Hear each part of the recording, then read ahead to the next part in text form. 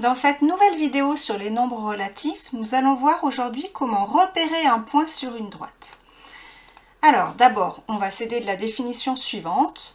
On appelle une droite graduée une droite sur laquelle on va fixer un point que l'on appelle l'origine. Ensuite, il faut fixer un sens, ici matérialisé par une flèche.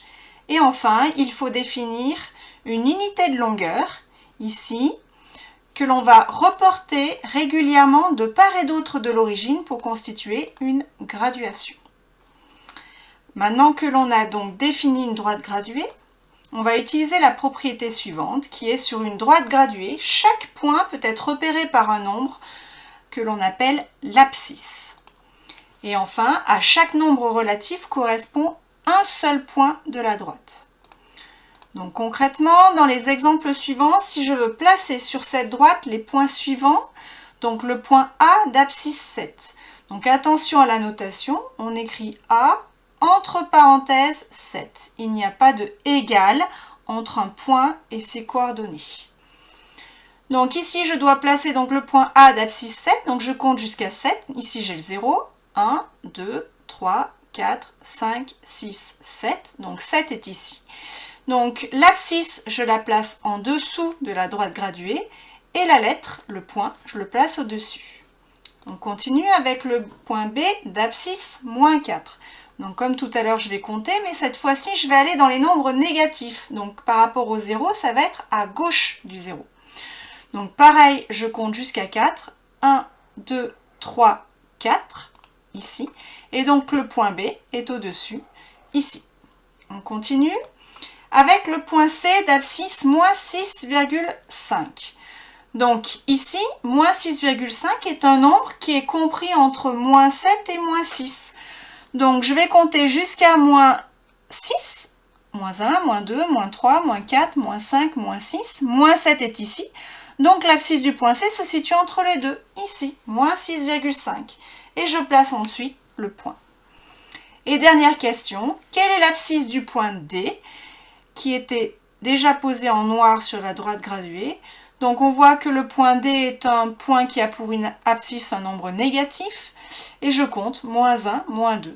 Et je note D entre parenthèses moins 2. Donc je ne répète, il n'y a pas de égal entre un point et son abscisse. On continue avec comment comparer des nombres relatifs. Alors, la propriété est la suivante. Un nombre positif va toujours être supérieur à un nombre négatif.